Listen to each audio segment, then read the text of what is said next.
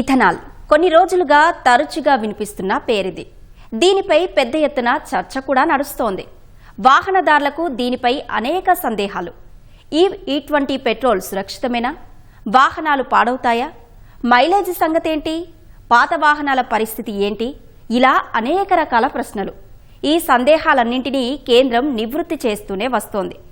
ఇంధన భద్రత కోసమే ఇథనాల్ బ్లెండింగ్ ప్రక్రియ చేపట్టినట్లు స్పష్టత ఇస్తోంది. ఈ క్రమంలోనే మరో కొత్త అంశాన్ని తెరపైకి తీసుకువచ్చింది.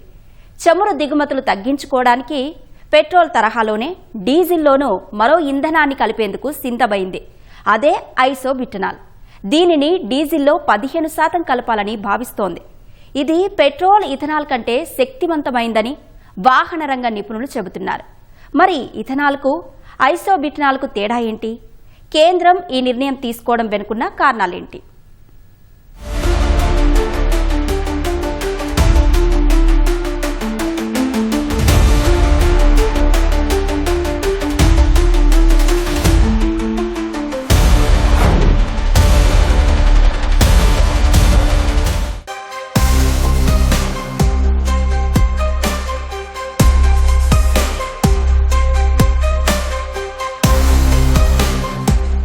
ఇంధన భద్రతను పెంచుకోవడానికి భారత్ కీలక అడుగులు వేస్తోంది. విదేశాల నుంచి ముడి చమురు దిగుమతులు తగ్గించుకోవడానికి ప్రణాళికలు రచిస్తోంది.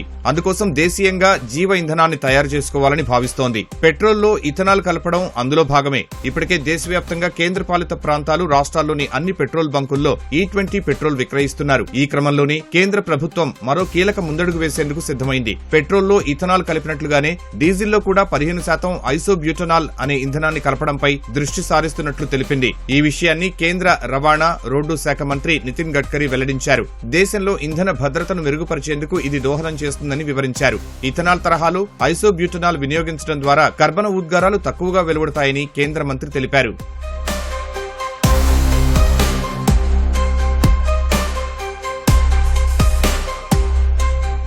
భవిష్యత్తులో ఐసోబ్యూటనాల్ అనేది డీజిల్ ప్రత్యామ్నాయంగా మారనుందని నితిన్ గడ్కరీ చెబుతున్న ప్రధాన అంశం. అందుకే డీజిల్లో ఐసోబ్యూటనాల్ కలపడంపై కేంద్ర ప్రభుత్వం దృష్టి సారిస్తోందని ఆయన తెలిపారు. ఇందుకు సంబంధించి చేపట్టిన పైలట్ ప్రాజెక్టు కూడా మంచి ఫలితాలిచ్చినట్లు వివరించారు. అంతేకాదు 100% ఇథనాల్ ఐసోబ్యూటనాల్ తో నడిచే విధంగా 2 రకాల ఇంధనాలు తయారు చేశామని, ఆ విధంగా ఇంజన్లు కూడా సపోర్ట్ చేస్తున్నాయని తెలిపారు. దీనిని బట్టి ఇంధన స్వయం సమృద్ధి విషయంపై కేంద్రం ప్రత్యేక దృష్టి సారించిందని అర్థం చేసుకోవచ్చు.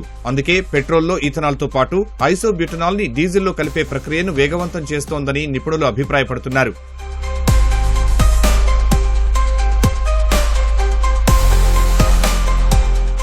అసలేంటి ఐసోబ్యూటనాల్, దీనివల్ల కలిగే ప్రయోజనాలు ఏంటి అనే విషయాలు వివరంగా తెలుసుకుందాం. పెట్రోల్లో 20% ఇథనాల్ కలిపినట్టుగానే డీజిల్లో కూడా 15% ఐసోబ్యూటనాల్ కలపాలనేది కేంద్రం ఆలోచన.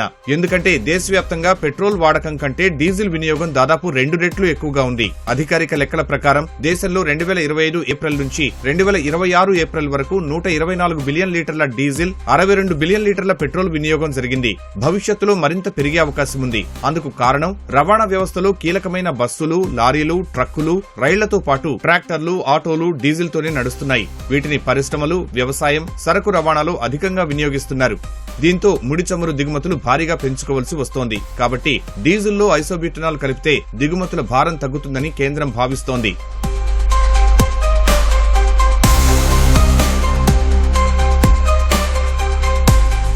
ప్రధానంగా మొక్కజొన్న, చెరకు పంటల ద్వారా ఐసోబ్యూటనాల్ తయారవుతుంది. ఇథనాల్ తీసిన విధానంలోనే ఐసోబ్యూటనాల్ తీస్తారు. ఇందుకోసం ప్రత్యేకంగా అభివృద్ధి చేసిన బ్యాక్టీరియా, ఈస్ట్ వంటివి వినియోగిస్తారు. అంతేకాదు ఇథనాల్ నుంచి నేరుగా ఐసోబ్యూటనాల్ తయారు చేసే అవకాశం ఉంది. ఇందుకోసం ప్రత్యేకంగా రసాయన ప్రక్రియ జరపాల్సి ఉంటుంది.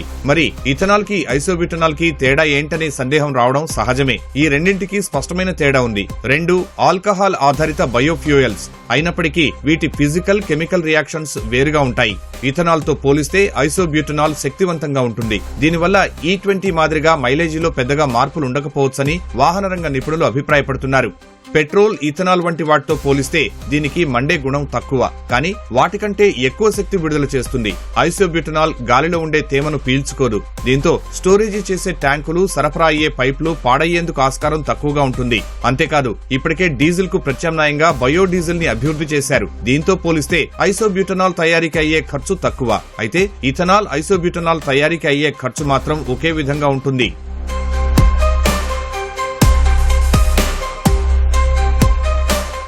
డీజిల్లో ఐసోబ్యూటనాల్ కలపడం వల్ల అనేక ఉపయోగాలున్నాయని కేంద్రం చెబుతోంది. ముఖ్యంగా విదేశాల నుంచి చమురు దిగుమతులు తగ్గుతాయి. ఎందుకంటే దేశీయ అవసరాల కోసం విదేశాల నుంచి భారీగా ముడి చమురు దిగుమతి చేసుకుంటోంది భారత్. అధికారిక లెక్కల ప్రకారం ఇంచుమించు 80 నుంచి 90% వరకు విదేశీ దిగుమతులపై ఆధారపడుతోంది. ఇందుకోసం ఏటా ఏకంగా 22 లక్షల కోట్లకు పైగా ఖర్చు చేస్తోంది. ఒక రకంగా ఇది ఇంధన ధరల పెరుగుదలకు కారణం అవుతోందనేది కేంద్రం వాదన.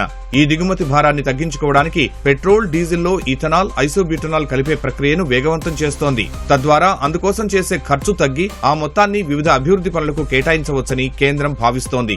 ఈ ఐసోబ్యూటనాల్ని ఇథైల్ ఆల్కహాల్ నుంచి తయారు చేస్తారు. అయితే IB15 అనేది ఇథైల్ ఆల్కహాల్తో పోలిస్తే మంచి పెట్రోల్, శక్తివంతమైనటువంటి ఇంధనం ఇథైల్ ఆల్కహాల్తో కంపేర్ చేస్తే. ఈ ఐసోబ్యూటనాల్ అనేది ఇథైల్ ఆల్కహాల్ కన్నా ఎక్కువ మైలేజ్ ఇస్తుంది. మనం పెట్రోల్ కోసము ఇతర దేశాలపై ఆధారపడుతున్నాం ఎక్కువగా. దానివల్ల మనకి ఏమవుతుందంటే ఫారిన్ రిజర్వ్స్ అనేవి ఖర్చు అవుతున్నాయి. విదేశాలపై మనము ఆయిల్ కోసం ఆధారపడకుండా మేడ్ ఇన్ ఇండియా ఫ్యూయల్స్ రావాలి అంటే మనము ఇలాంటి పర్యావరణ అనుకూలమైనటువంటి ఇంధనాలను ప్రభుత్వము ప్రోత్సహిస్తుంది కూడా.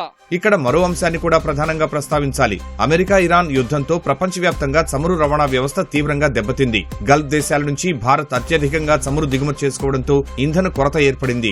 అంతకంటే ముందు రష్యా నుంచి చమురు కొనుగోలు చేస్తున్నామనే కారణంతో అమెరికా భారత్ పై అధిక సుంకాలు విధించింది. దీంతో భారత్ చమురు దిగుమతులను తగ్గించి ప్రత్యామ్నాయ మార్గాలపై దృష్టి సారించాల్సిన అవసరం ఏర్పడింది. అందుకే భారత్ పెట్రోల్, డీజిల్ కు ప్రత్యామ్నాయంగా ఇథనాల్, ఐసోబ్యూటనాల్ వినియోగంపై ప్రత్యేక దృష్టి సారించింది. దీనివల్ల జీవ ఇంధనాల డిమాండ్ పెరగడంతో విదేశీ మారక ద్రవ్యం ఆదా అవుతుంది. పంట ఉత్పత్తుల నుంచి దీనిని తయారు చేయడం వల్ల రైతులు అదనపు ఆదాయాన్ని ఆర్జిస్తారు. దీనిని సహజ సిద్ధంగా తయారు చేయడంతో కర్బన ఉద్గారాలు వెలువడే అవకాశం తక్కువ. ఐసోబ్యూటనాల్ అనేది కూడా డీజిల్లో ఇప్పుడు యాడింగ్ చేయడానికి ఇది కూడా సేమ్ ప్రోడక్టే. మొక్కజొన్న, చెరుకు, మొలాసిస్ ఇట్లాంటి వాటి నుంచి దాన్ని బయటికి తీసుకొచ్చి దాన్ని తయారు చేసి డీజిల్లో కలిపి అది 15% ప్రయోగాత్మకంగా చేయాలనే ఉద్దేశంతో కేంద్ర ప్రభుత్వం ఉంది. ఇది తీసుకురావటం వలన కూడా దాదాపు 2 లక్షల కోట్లు మనం ఇతర దేశాల నుంచి మనం తీసుకొచ్చే విధానాన్ని తగ్గించగలిగితే మన దేశానికి మంచిదనే ఉద్దేశంతో ఆ ప్రయోగాలు చేయడం అనేది జరుగుతుంది. అంటే దీంట్లో మండే స్వభావం చాలా ఎక్కువ ఉంటుంది అనేది మాకు వస్తున్న రిపోర్ట్స్ని బట్టి తెలుస్తుంది. ముఖ్యంగా ఇది 55 రూపాయల నుంచి 80 రూపాయల లోపు మనకు దొరుకుతుంది అనేది. అట్లాగే రైతులను ఎంకరేజ్ చేయొచ్చు. రెండోది పర్యావరణం అనేది ముఖ్యంగా మన దేశంలో పర్యావరణం గురించి కూడా ఇప్పుడు బాగా ఎక్కువ ఆలోచిస్తున్నాం కనుక పర్యావరణం దెబ్బతినకూడదు, విదేశీ మారక ద్రవ్యం అనేది వేస్ట్ కాకూడదు. వీటన్నిటినీ కేంద్ర ప్రభుత్వం, ఆయిల్ కంపెనీలు చాలా పకడ్బందీగా ఆలోచించి చేస్తున్నాయి. ఇప్పటికే దేశంలో E20 పెట్రోల్ అందుబాటులో ఉంది. అందుకు అనుగుణంగా కొత్త వాహనాలు తయారు చేస్తున్నారు కూడా. వాస్తవానికి కొన్నేళ్లుగా పెట్రోల్లో ఇథనాల్ కలిపే ప్రక్రియను వేగవంతం చేస్తూ వస్తున్నారు. మొదట E5, E10 కలిపిన పెట్రోల్ ని అందుబాటులోకి తీసుకొచ్చారు. ఈ ఏడాది ఏప్రిల్ 1 నుంచి అధికారికంగా E20 పెట్రోల్ విక్రయిస్తున్నారు. క్రమంగా E25, E30, E50, E85 ఇలా పెంచుకుంటూ పోయి మొత్తంగా 100% ఇథనాల్ బ్లెండింగ్ చేయాలనేది కేంద్రం లక్ష్యంగా పెట్టుకుంది. ఈ తరహాలోనే డీజిల్లో కూడా ఐసోబ్యూటనాల్ కలిపి విదేశీ ఎగుమతుల భారాన్ని తగ్గించుకోవాలని భావిస్తోంది.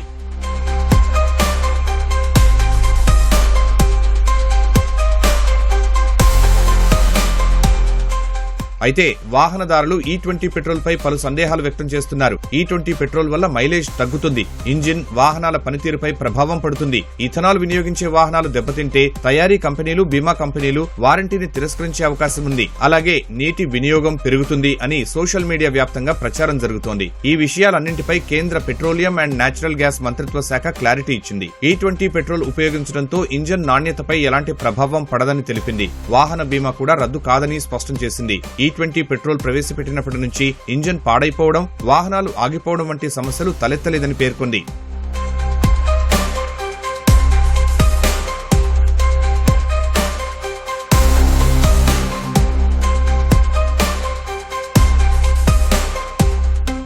అలాగే 1 లీటర్ ఇథనాల్ తయారీకి అధికంగా నీరు ఖర్చు కావటం వల్ల ఆహార భద్రతకు ఇబ్బందులు తలెత్తే అవకాశం ఉందనే వాదనలు వినిపిస్తున్నాయి. దీనిపై కూడా కేంద్రం క్లారిటీ ఇచ్చింది. ఆహార భద్రతకు ఎలాంటి ముప్పు వాటిల్లకుండానే ఇథనాల్ ఉత్పత్తి జరుగుతుందని స్పష్టం చేసింది. వరితో పోలిస్తే మొక్కజొన్నకు నీరు తక్కువ అవసరం అనే విషయాన్ని గుర్తు చేసింది. అలాగే ఇథనాల్ కలిపిన పెట్రోల్ ను America, Brazil, Canada, Thailand, Japan సహా యూరోపియన్ దేశాల్లో వినియోగిస్తున్నారని స్పష్టం చేసింది. అయితే వాహనదారులు ప్రధానంగా ఆందోళన చెందుతున్నది మైలేజీ గురించి. దీనిపై automotive research association of India ARAI trials నిర్వహించింది. స్వల్ప మార్పులు గుర్తించినప్పటికీ మైలేజీలో పెద్దగా మార్పు ఉండకపోవచ్చని తెలిపింది. వీటితో పాటు ఆక్టేన్ రేటింగ్, ఇంజన్ సామర్థ్యం వంటి అంశాలపై వివరణ ఇచ్చింది. అలాగే పెట్రోల్లో 20% ఇథనాల్ బ్లెండింగ్ కార్యక్రమం ఇంకా ప్రయోగాత్మక దశలోనే ఉందని కేంద్రం వెల్లడించింది. దాని ఫలితాలు వచ్చే ఏడాది కల్లా వెల్లడవుతాయని తెలిపింది.